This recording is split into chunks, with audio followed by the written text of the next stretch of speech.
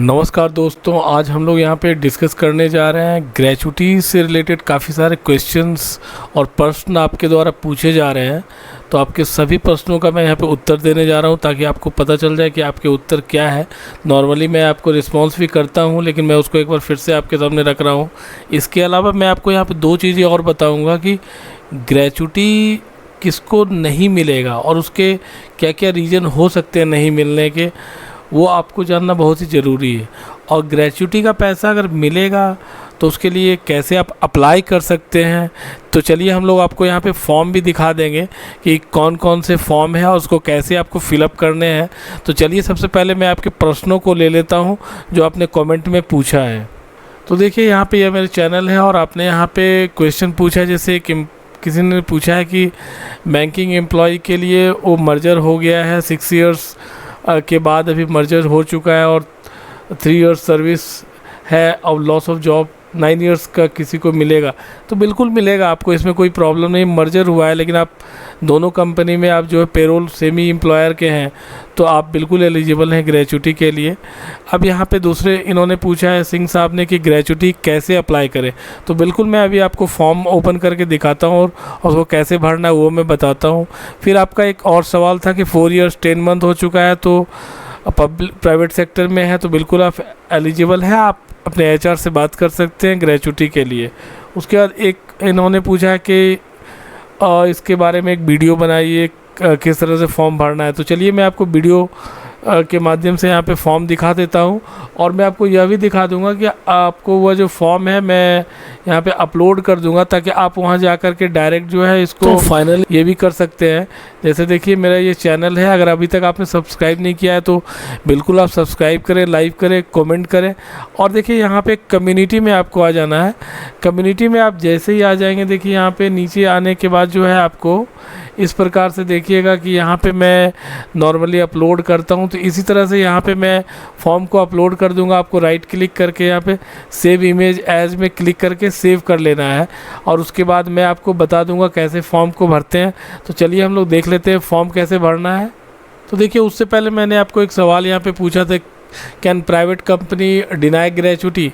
तो देखिए किस वे में डिनाई कर सकते हैं। जैसे यहाँ पे देखिए पेमेंट ऑफ ग्रेचुटी एक्ट 1972 में बताया गया कि employee can be denied, employee का डिनाइड हो सकता है ग्रेचुटी, उसके लिए क्या टर्म एंड कंडीशन है। यहाँ पे देखिए वेरी क्लियर बता दिया गया अगर एम्प्लॉई की तरफ से कोई भी कमिटिंग ऑफेंसिव ऑफ मॉरल टर्पीट्यूड का कोई एक्शन किया जाता है, लिया जाता है, जैसे डिसऑर्डरली कंडक्ट किया जाता है या आपने कोई इसी तरह का राइट्स या फिर इस तरह के चीज़ों में अगर इन्वॉल्व होते हैं, वायलेंट एक्ट्स से रिलेटेड अगर कोई एक्टिविटी या एक्टिविटी में आप इन्वॉल्व हो जाते हैं, तो इस सिचुएशन में इस तरह के अगर आप इन्वॉल्व हो गए और आप पे केस साबित हो जाता है तो फिर आप जो है ग्रेचुटी के लिए आपको एलिजिबल नहीं किया जा सकता है।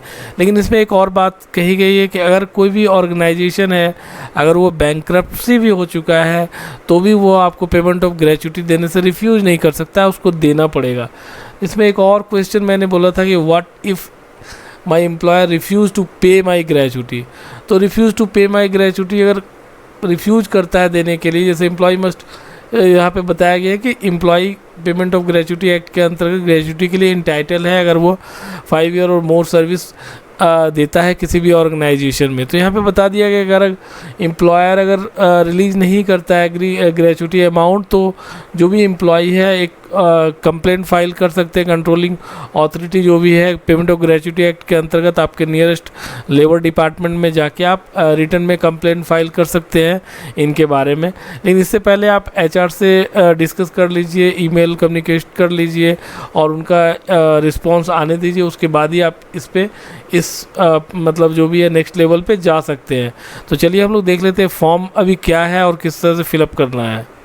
अब देखिए ये जो है पहला तो है कि किसी भी ऑर्गेनाइजेशन में आप जैसे ही ज्वाइन करेंगे तो आपको जो है एचआर टीम या फिर एम्प्लॉयर की तरफ से एक नॉमिनेशन फॉर्म आपको भरवाया जाएगा जिसको फॉर्म F कहा जाता है।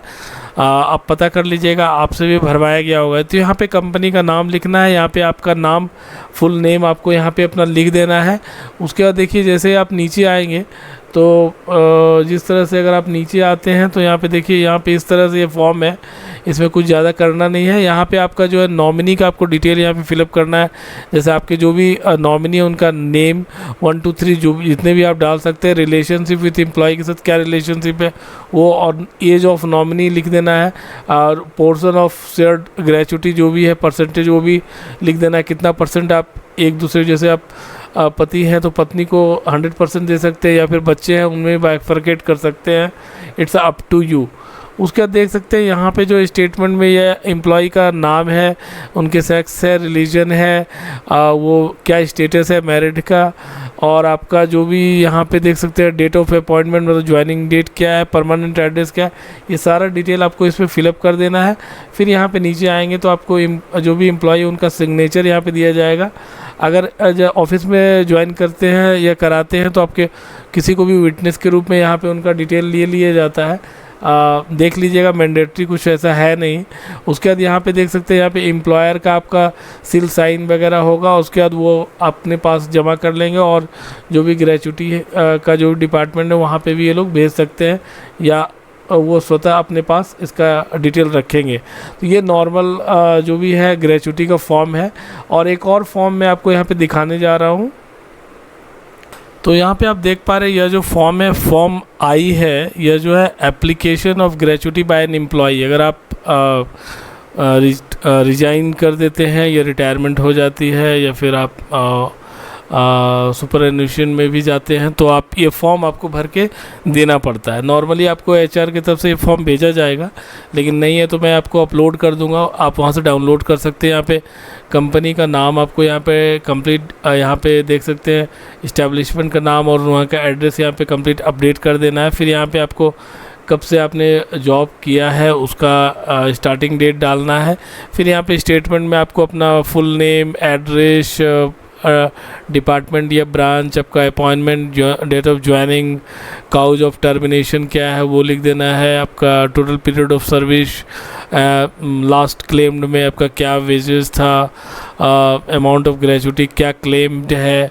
ये आप एचआर से एक बार डिस्कस कर लीजिएगा, ये दोनों पॉइंट वो आपको गाइड कर देंगे क्या भरना है, और अगर नहीं बताएंगे तो फिर मैं आपको गाइड कर दूंगा क्या यहाँ पे भर देना है, जो भी आपका वेजेज है, लास्ट क्लेम जो आपको किया है वो सब डिटेल। उसके अलावा यहाँ पे साइन कर दीजिएगा, प्लेस डेट डाल दीजिएगा, और ये आप भेज दीजिएगा। इसके साथ ज़्यादा से ज़्यादा आप अपना जो भी आपके साथ F&F का लेटर होगा, रेजिग्नेशन का एक्सेप्टेंस, आपको जो भी वहाँ से लिविंग लेटर होगा वो सब साथ में एक डॉक्यूमेंट आप एचआर के पास भेज दीजिएगा। तो होप सो आपको समझ में आ गया होगा किसको और किस तरह से कैसे भरना है, नहीं भरना है। तो इससे रिलेटेड और भी कोई क्वेरी और कंसर्न है तो बिल्कुल आप बताइएगा, मैं आपको गाइड कर दूँगा। धन्यवाद दोस्तों।